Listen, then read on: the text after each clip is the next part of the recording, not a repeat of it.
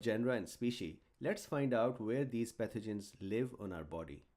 So S. aureus is the normal flora of our nose, anterior nose, or nares.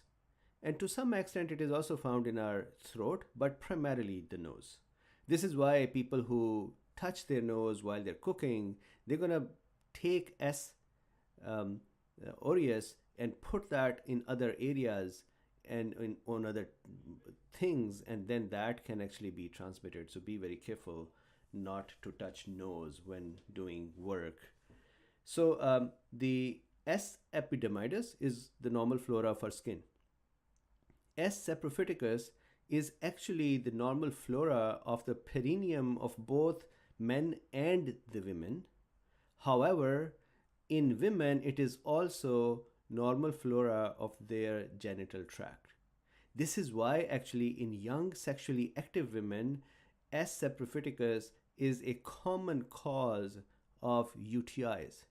This is the kind of UTI that we say honeymoon UTI, where a woman who recently gets married, of course, has some sexual interactions, probably more than the normal, and then comes back with UTI because the pathogens moved from her perineal area and from her genital tracts into the urethra, causing the infection.